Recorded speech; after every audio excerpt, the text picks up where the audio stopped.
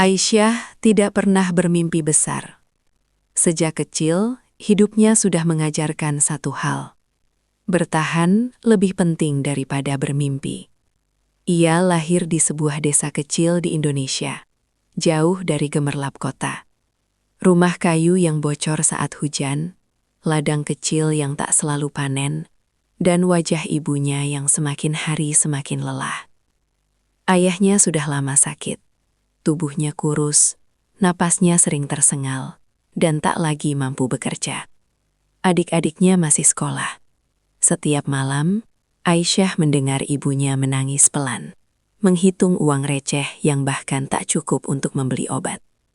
Disitulah Aisyah mengambil keputusan terbesar dalam hidupnya, menjadi TKW.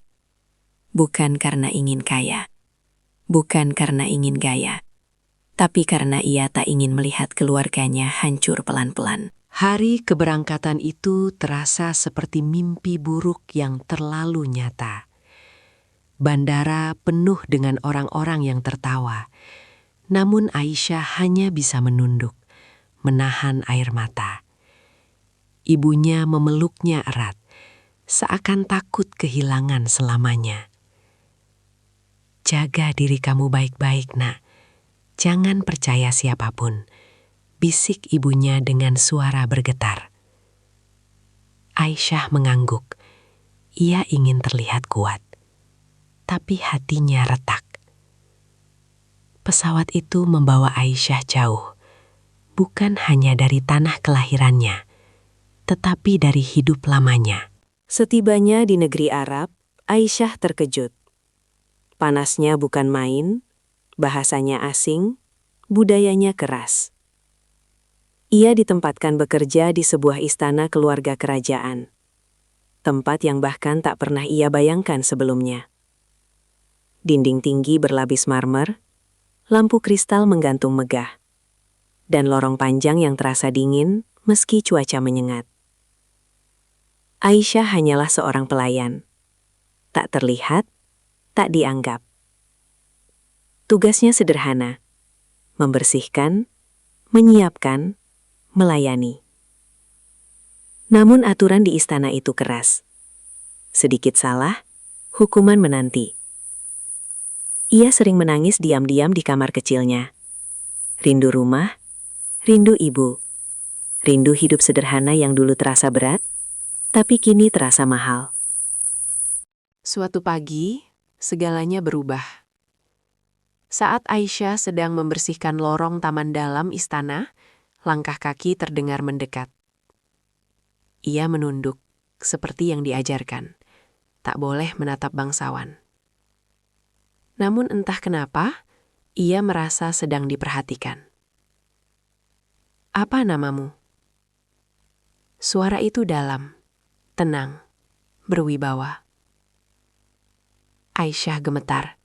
Ia mengangkat kepala perlahan. Dan di sanalah ia melihatnya untuk pertama kali. Seorang pria Arab, tinggi, berwajah tampan dengan sorot mata tajam namun teduh. Janggut rapi, pakaian putih bersih, aura bangsawan yang begitu kuat hingga membuat udara terasa berbeda. Itu adalah Pangeran Khalid, putra ketiga kerajaan. Pria yang namanya sering dibisikkan dengan hormat dan takut. "Aisyah, Tuan," jawabnya lirih. Pangeran Khalid mengangguk pelan. Tatapannya seolah menembus dinding hatinya. "Teruskan pekerjaanmu." Ia pergi. Namun Aisyah tak bisa melupakan tatapan itu. Sejak hari itu, Aisyah sering melihat Pangeran Khalid selalu sendiri. Tak seperti pangeran lain yang dikelilingi pelayan dan tamu, Khalid lebih sering menyendiri di taman, di perpustakaan, atau di balkon istana saat senja. Wajahnya tampan, tapi matanya menyimpan kesepian yang dalam. Dan tanpa disadari, Aisyah mulai memperhatikannya. Dari kejauhan, dengan rasa yang tak seharusnya ada. Suatu sore, Kabar buruk datang dari Indonesia. Ibunya jatuh sakit parah. Uang yang dikirim tak cukup. Aisyah merasa gagal sebagai anak. Ia pergi ke taman belakang istana dan menangis sendirian, menutup mulut agar tak terdengar. Namun, takdir kembali mempertemukan mereka. Pangeran Khalid berdiri beberapa langkah di belakangnya. "Kau menangis." Aisyah panik, ingin berlutut, tapi Khalid menahannya. "Tidak perlu, aku tidak sedang memerintah." Untuk pertama kalinya, seorang pangeran berbicara padanya sebagai manusia. Aisyah menceritakan semuanya, tentang keluarganya, tentang rasa bersalah, tentang hidup yang terlalu berat untuk seorang perempuan muda.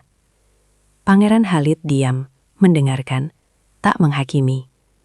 Saat matahari tenggelam, ia berkata pelan, "Kesepian tidak memilih status, kita sama-sama sendirian." Kalimat itu menjadi awal dari segalanya. Aisyah tidak tahu bahwa sejak hari itu, hidupnya tak akan pernah sama. Ia belum tahu bahwa pertemuan singkat di taman itu akan berubah menjadi cinta terlarang, rahasia mematikan, dan dosa yang akan mengubah nasib banyak orang.